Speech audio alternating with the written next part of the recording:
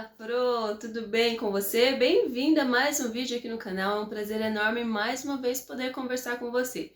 Passei um certo tempinho um pouco sumida, bem, talvez tenhamos uma conversa sobre o porquê que eu fiquei sumida tanto tempo assim, mas uma coisa eu já posso te adiantar, eu precisei passar um tempo apenas estudando, então tinha dias que eu estudava 8 a 12 horas por dia, foi um momento em que eu precisava de um foco. E produzir tanto aqui no canal quanto lá no Instagram acaba que me atrapalhava um pouquinho. Então eu decidi deixar de lado um pouco e agora eu vou retomando aos poucos.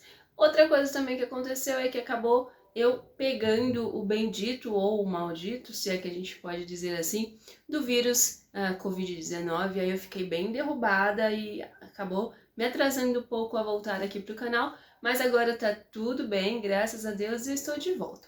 O último vídeo que eu soltei aqui para você foi o início da leitura do livro Pedagogia da Autonomia. Mas aí eu pensei bem o que acontece. Ao ler esse tipo de livro, né, que é um pouco mais assim didático, ele tem bastante a nos ensinar, é necessário que a gente faça anotações, resumos. E fazendo a leitura com você aqui para o canal, acaba que me atrapalharia a fazer essas anotações. Então eu decidi mudar. Eu decidi primeiro ler o livro, fazer todas as minhas anotações e então voltar aqui para o canal trazendo vídeos de resumo, porque eu acho que assim fica bem melhor, mais claro para você também, para entender de fato qual é a mensagem, qual é a ideia que Paulo Freire traz em Pedagogia da Autonomia. Então eu vou te mostrar aqui, ó, eu fiz o meu resuminho, ele deu 4 folhas, tá vendo? Olha aqui, é um resumo, bem resumo mesmo, ele ficou bem bacana. Depois, embora eu vou disponibilizar aqui pelo vídeo, depois se você quiser, eu posso disponibilizar também, dar um jeito de disponibilizar a cópia digitalizada aqui para você, tá bom? É bem melhor do que ler... Pedagogia da Autonomia é um livro pequeno, né? Eu li em um dia apenas, são, se não me falha a memória, cerca de 90 a 100 páginas, mas para quem não tem tempo, como eu tive, né? Eu tirei um tempo de fato para ler, para estudar. Quem não tem esse tempo, talvez ter este resumo que está bem completão possa ajudar, certo? Lembrando que Pedagogia da Autonomia, além de ser uma obra bastante primada, bastante relevada dentro da educação, é solicitado também no concurso público da cidade de São Paulo. Pelo menos foi no último edital em 2014, tá? Então, fica aí a dica se você está se preparando. Bom, possivelmente, para eu falar sobre os 3 capítulos do livro em um vídeo apenas, vai ficar muito extenso, muito longo. Então, eu decidi fazer esse vídeo, esse resumo, né? Série Paulo Freire em 3 vídeos, porque assim no primeiro vídeo eu falo um pouquinho sobre o primeiro capítulo, no segundo vídeo obviamente sobre o segundo capítulo e no terceiro sobre o terceiro capítulo. E assim eu vou, se necessário eu achar, falando um pouquinho sobre o que eu achei do livro, tá? Porque até então eu também não tinha nunca lido de fato Paulo Freire, a gente estudou uma outra coisinha tal, mas eu nunca tinha lido. Tenho a minha opinião pessoal já sobre Paulo Freire, mas eu preciso e é importante na realidade que eu leia, que eu entenda, que eu estude para ver se a leitura vai corroborar de fato com a minha opinião sobre Paulo Freire ou se vai mudar alguma coisa, mas isso certamente será uma outra conversa. O que eu posso te dizer já é que eu amei a leitura de Pedagogia da Autonomia, achei assim linda, essa é a palavra, eu achei linda, mas, né, sempre tem um mas aí, tem alguns pontinhos que ao longo dos vídeos a gente vai conversando a respeito, mas posso te falar também uma coisa, já quero ler Pedagogia do Oprimido, porque a obra blaster dele, pelo jeito, né, é o que de fato dá uma direção dentro da educação. Tô vendo já para comprar a Pedagogia do Oprimido, mas ele é um livro um pouco mais extenso, tem cerca aí de 300 páginas, então, obviamente, eu não consigo ler em um dia apenas, até porque agora eu já estou voltando com todas as minhas atividades, inclusive as aulas particulares que eu também tinha dado um tempo, tá bom? Mas sem muita enrolação, a gente já vai começar com o resumão. Mas antes, se você é novo aqui no canal, já se inscreva, Não esqueça, ativa o sininho para que você possa receber a notificação dos próximos vídeos que sairão por aqui, falando sobre o Paulo Freire, seus livros e tantos outros documentos em relação à educação dentro da Prefeitura Municipal de São Paulo. Aproveita também e já compartilha com alguma colega que você sabe que está cursando pedagogia ou que tem interesse em ler Paulo Freire ou entendê-lo melhor. E vamos lá. Bom, primeiro aqui, capítulo, né? Então, eu só vou ficar com as duas folhinhas do primeiro capítulo. Eu vou ficar olhando um pouquinho para a folhinha, então olhando um pouco para baixo, tá? Porque eu quero ser bem fidedigna ao resumo aqui que eu fiz para vocês. Então, vamos lá. Olha só, no resuminho aqui que eu fiz para vocês, dá para ver? Acho que dá, né? Primeiro eu faço um resumo, porque na introdução, o próprio Paulo Freire, ele fala um pouquinho sobre o que é que o leitor vai encontrar no livro dele, tá? Então eu fiz esse pequeno resuminho também, que diz o seguinte: a autonomia dos educandos é o tema do livro. A gente acha que, na verdade, se fala sobre a autonomia do professor, de uma certa forma sim, mas o tema é a autonomia dos educandos, tá? Portanto, quais os saberes necessários na prática docente para se alcançar isso, ou seja, a autonomia dos alunos? A docência é uma responsabilidade ética, no sentido de não soterrar o sonho e a utopia. Eu gostei bastante desse livro pelo modo como ele fala sobre utopia, sabe? Porque eu sempre ouvi de algumas pessoas de que eu sou muito utópica, você é muito... isso que você fala é utopia e tal. E o Paulo Freire, ele fala de utopia de uma forma clara, diferente, assim, né? Não sei se é porque também na semana que eu li Pedagogia da Autonomia, eu li um outro livro, que eu posso até mostrar pra você. Deixa eu pegar aqui, deixa eu ver se tá aqui. Calma aí, olha eu, vou dar umas... Ficando de costas pra você. Esse livro aqui, ó. Didática, Questões Contemporâneas, da Vera Kandal. Eu li esse livro também na mesma semana. Então, possivelmente, a Vera Kandal aqui, ela trata um pouquinho sobre utopia, tá? E aí, não sei se eu tô relacionando as duas coisas, mas enfim, gostei bastante deste livro aqui e fica uma sugestão aí, caso você tenha interesse, tá? Ou se você conhece esse livro, já deixa aqui nos comentários falando pra mim o que você achou, como que foi a sua leitura a respeito da didática Questões Contemporâneas.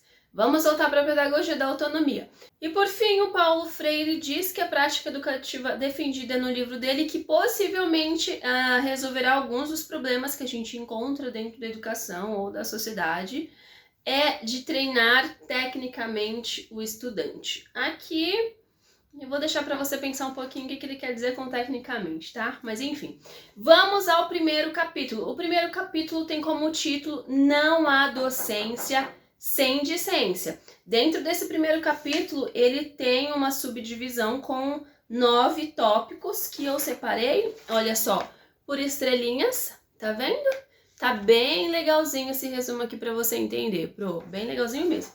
Então a gente vai falar um pouquinho desse primeiro capítulo.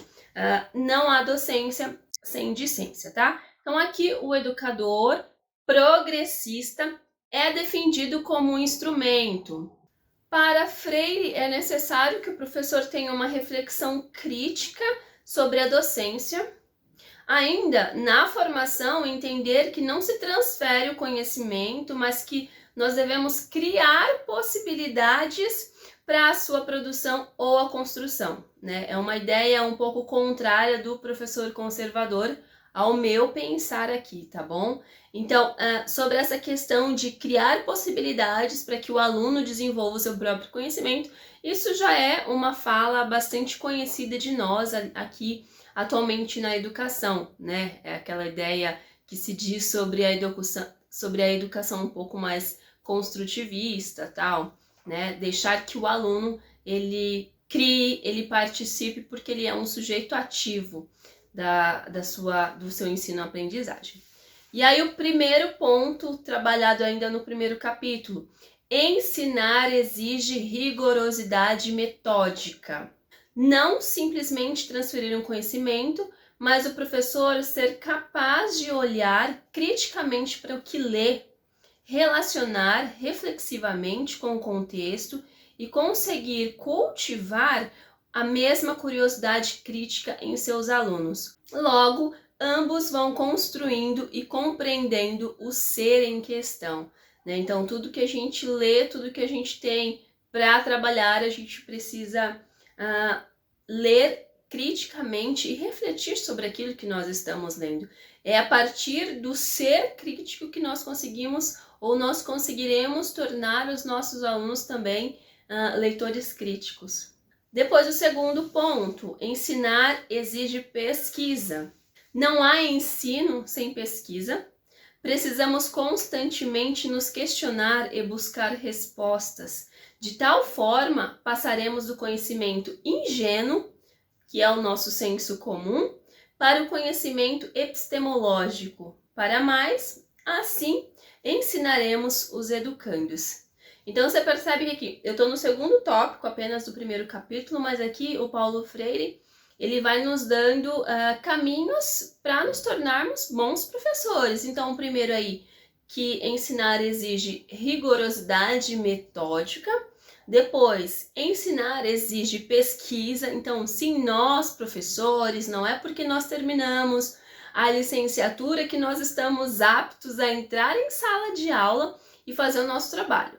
Claro que sim, nós, né, se nós temos lá o nosso certificado, nosso diploma, isso diz alguma coisa, mas a realidade é que nós devemos buscar sempre mais, estudar sempre mais e não ficar estagnado, né, parado, vendo as coisas acontecerem, passando aos nossos olhos. Terceiro ponto, ensinar exige respeito aos saberes dos educandos. Segundo Paulo Freire, a ideia aqui é de que os conteúdos devem ser ensinados a partir da realidade dos alunos, mas que esses devem ser ensinados a questionar politicamente o descaso com as classes menos favorecidas. Aqui a ideia de Paulo Freire, ele se opõe um pouquinho ao da escola sem partido, né? Porque ele começa de um modo bem implícito para quem assim, né, tem pouco conhecimento como eu,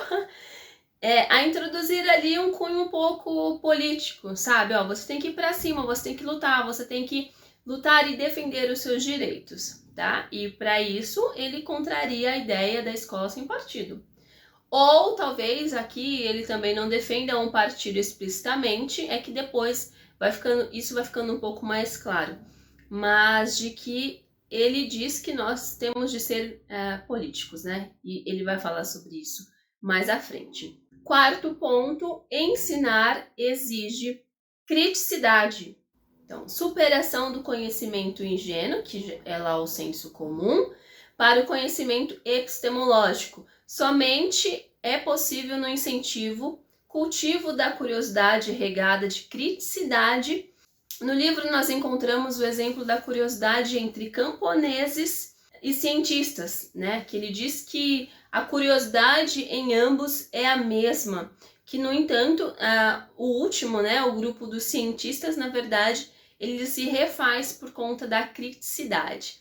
Então a curiosidade ela pode ser a mesma em todos os grupos, em diversos grupos, mas o que vai mudar, que é o exemplo aqui muito interessante que ele dá entre camponeses e cientistas, é o que essa curiosidade regada de criticidade pode fazer. E é isso que a gente tem que trazer para dentro da nossa sala de aula, né? Nós, primeiramente, devemos ser críticos, não simplesmente aceitar e fazer, para, sendo críticos, a gente conseguir ensinar os nossos alunos a ser críticos também. E o mais interessante é que conforme a gente vai lendo Paulo Freire, e olha que nós estamos apenas no início do livro, a gente já consegue trazer na nossa memória, né, puxar na nossa memória currículo, seja o currículo infantil, seja o currículo fundamental, enfim, a matriz dos saberes, que diz lá quais são os saberes que devem se desenvolver dentro nos nossos alunos, como a autonomia, a criticidade, então percebe? Paulo Freire nos ensina em como ser melhores docentes para assim ter melhores discentes e, na verdade, a ideia de Paulo Freire já está incutida, já está cultivada nos documentos orientadores que nós utilizamos em sala de aula, no ensino público, mais especificamente aqui no meu caso, o ensino municipal de São Paulo. É legal, voltando aqui no ponto 3, né, que ele diz o seguinte, que a gente tem que respeitar os saberes dos nossos educandos e partir da realidade de cada escola, de cada aluno, e isso o currículo diz, né, que a gente tem que respeitar o território ali que nós estamos inseridos, que os nossos alunos principalmente estão inseridos, porque cada caso é um caso, né, como eu já falei em outros vídeos aqui. Se você pegar um aluno do extremo da Zona Leste, a realidade deste aluno ele é totalmente diferente de alunos que estão ali no centro de São Paulo, ou que estão em cidades do interior, né? Ou crianças ou alunos que estão numa condição um pouco melhor. Então, é isso que o Paulo Freire fala também, tá? Depois vamos para o 5º tópico do capítulo 1. Ele diz o seguinte: ensinar exige estética e ética. E aqui eu abro um parênteses porque é fala do Paulo Freire, tá? Ele diz assim: a prática educativa tem de ser em si um testemunho rigoroso de decência e de pureza. Fecha aspas. Nesse caso, termos cuidado para não escaparmos do sentido real de formador, né? Logo, não tornar a prática educativa apenas um ensino treinado. Então, não é simplesmente você pegar lá o seu livro didático e segui-lo, ou pegar a lista de conteúdos que você deve trabalhar no bimestre, na semana, no semestre, enfim, e seguir aquilo à risca, né? Ele diz que ser docente é muito mais que isso. Claro que você precisa trabalhar os conteúdos ali porque eles são exigidos, eles são primordiais, mas que você tem que ter essa ética, essa pureza, essa decência de olhar para o seu aluno e trabalhar de uma forma que, né, abrace, que dê ao aluno aquela noção de, olha, isso faz sentido para mim, entende? Depois, o tópico 6, ele diz o seguinte: ensinar exige a corporificação das palavras pelo exemplo. Eu achei esse tópico aqui sensacional. Sabe aquela fala que normalmente os pais de antigamente falavam, né? Minha mãe falava muito pra mim, ela falava assim: faz o que eu mando e não o que eu faço. Alguma coisa assim, não me lembro muito bem. E é isso que o Paulo Freire fala, mas contrário, na verdade, né? Porque ele diz o seguinte, olha só que interessante: nada de usar a frase faça o que eu digo, não o que eu faço. É preciso existir consonância na ação e na fala do educador, e mesmo sendo contra a determinado objeto, tem de ter o cuidado e generosidade de não se tornar alguém incoerente. Então, não é você mandar o seu aluno falar para o seu aluno fazer algo, sendo que você está fazendo ao contrário. Não. O que você faz tem de ser totalmente coerente com o que você fala e vice-versa. Porque o nosso aluno, quando olha para a gente, ele olha como nós sendo o exemplo, né? Então, se a gente está falando uma coisa, mas está fazendo outra, isso é um pouco incoerente, e o aluno, ele obviamente, sendo muito esperto, ele não vai seguir aquilo que a gente fala, não é mesmo? Você tem de concordar. Então, o Freire, ele diz isso, que a gente precisa corporificar as nossas palavras das nossas ações, tá? E quando ele diz assim, mesmo que você é contra determinado objeto, tá tudo bem, mas você não pode, você deve falar desse assunto, mas não pode trazer de um modo com que incentive o seu aluno a fazer coisas que sejam, enfim, desnecessárias ou algo do tipo, tá? Tópico 7. Ensinar exige risco, aceitação do novo e rejeição a qualquer forma de discriminação. Olha só, gente, matriz dos saberes aí pra gente. Ele diz o seguinte: olhar para quaisquer situações que nos circundam com o olhar crítico e o pensar certo. No mais, entender que a dialogicidade é ferramenta fundamental nesse processo. Então, eu posso não concordar com a tua ideia, mas eu preciso respeitar, eu preciso dialogar, né? Paulo Freire fala bastante nesse livro sobre a dialogicidade, mas assim, não apenas Freire, né? A dialogicidade, a conversa, o diálogo, é importante em qualquer situação. Não simplesmente impor a minha opinião, a minha ideia, aquilo que eu quero, mas dialogar, tá bom? Tópico 8, calma, nós já estamos indo aí para os momentos finais do primeiro capítulo. Aqui no tópico 8 nós temos: ensinar exige reflexão crítica sobre a prática. Então, o movimento dialético entre o pensar e o fazer. O professor ser capaz de olhar sua prática, refletir e verificar o que precisa ser mudado, melhorado. No entanto, essa ação de reconhecimento e necessidade precisa realmente existir no profissional. Logo, se reconhecer como sujeito adepto às mudanças e aceitar os novos caminhos a serem perseguidos, mesmo que, de alguma forma, acompanhados por certa raiva, que pode resultar mais à frente em alegria. Aqui ele diz o seguinte, né? Principalmente quando hoje em dia talvez a gente não veja mais isso, exceto em alguns professores que já são mais antigos, que estão ali caminhando já para aposentadoria, digamos assim, mas acredito que seja a minoria. Mas sempre tem, né? Aqueles professores que têm o mesmo caderno, as mesmas ideias de trabalho desde a década de 70, desde a década de 80, 90, e acha que tem que seguir exatamente daquele jeito e que é o modo como ele está fazendo é o certo. Assim, a gente tem que olhar para essa situação com cuidado, principalmente dentro da escola, né? Porque falar para o professor que ele tem que mudar de uma hora para outra, isso não é fácil. A gente tem aí a nossa maneira de ensinar, de aprender, enfim, né? Mesmo nós que somos mais jovens e os que estão sendo formados agora, eles estão sendo formados dentro de uma linha de trabalho e entram para a sala de aula assim. Então, na verdade, qualquer um vai ter dificuldade de mudanças, né? Eu, por exemplo, se você acompanha alguns vídeos aqui, sabe que eu gosto muito de trabalhar com semanários, de fazer relatórios, que eu preciso ter tudo muito montadinho e alguma coisa fora disso eu fico totalmente perdida.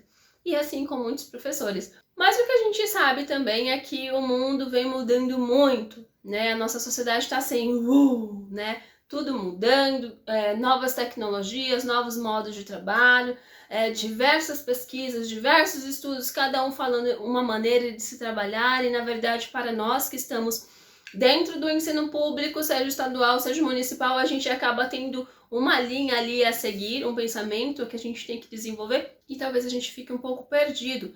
E o Freire, ele fala isso, né, que nós devemos ser abertos, adeptos à mudança, que isso é difícil, que inicialmente pode nos trazer um certo desconforto, uma certa raiva, mas que depois, no futuro, pode ser que isso se transforme em alegria.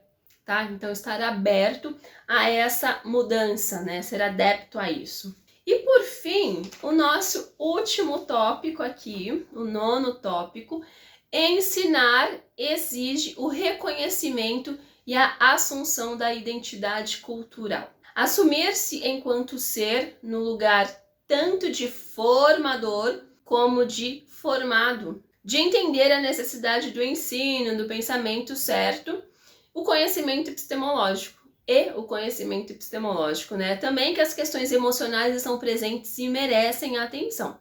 Então aqui o Paulo Freire ele diz o seguinte: a gente precisa olhar para as diversas culturas que nós temos hoje, né? Atualmente nós temos muito mais, porque as nossas escolas, umas mais, outras menos, mas muitas estão aí recebendo imigrantes de diversos países, né? E acabam que são outras culturas que vão sendo introduzidas aqui dentro da nossa cultura e que a gente tem que olhar para isso com uma certa sensibilidade e a gente encontra isso de fato também no nosso currículo da cidade de São Paulo, tá? Mas o Freire ele fala que assim, nós somos formadores, mas ao mesmo tempo nós somos formados, porque existe aquela troca entre professor e aluno, tá? Então, enquanto nós estamos ensinando, nós estamos aprendendo também, e isso vale claramente para as culturas que vão chegando nas nossas escolas. E para isso a gente acaba pensando e partindo, né, para o conhecimento epistemológico. Então, é aquela coisa que foi falado anteriormente. A gente sai do conhecimento ingênuo, que é o conhecimento comum, e migra para o conhecimento epistemológico. Ou, pelo menos, é o que nós deveríamos fazer. Acontece isso de fato? Ao meu ver, a gente tem uma certa dificuldade em relação a isso, mas é isso que Paulo Freire fala como sendo um dos tópicos aí, dos caminhos, maneiras, como você quiser colocar, para sermos bons docentes e atingir os nossos discentes. Esse é o primeiro capítulo, eu só vou fazer um resumo rapidamente para você, quais são os pontos que Paulo Freire trata. Então ele fala assim, no capítulo 1, não há docência sem a discência. Então, para ser docente, primeiro, ensinar exige rigorosidade metódica. 2, ensinar exige pesquisa. 3, ensinar exige respeito aos saberes dos educandos. 4, ensinar exige criticidade. 5, ensinar exige estética e ética. 6, ensinar exige a corporificação das palavras pelo exemplo. 7, ensinar exige risco, aceitação do novo e rejeição a qualquer forma de discriminação. 8, ensinar exige reflexão crítica sobre a prática. E 9, ensinar exige o reconhecimento e a assunção da identidade cultural, tá? Então, só no primeiro capítulo a gente já consegue aprender bastante e já começar a refletir um pouquinho sobre a nossa docência dentro e fora de sala de aula. Não é porque nós não somos docentes apenas dentro da sala de aula, antes precisamos ser também fora da sala de aula. Bom, o nosso vídeo vai ficando por aqui, ficou um pouquinho longo, mas o assunto vale muito a pena. Não esqueça, ativa a notificação para você receber o próximo vídeo, onde eu conversarei um pouquinho com você acerca do resumo do segundo capítulo de Pedagogia da Autonomia. Eu espero muito ter contribuído de alguma forma. Aproveita, já se inscreva no canal se você é novo por aqui. Um beijo, bro! Até mais! Tchau!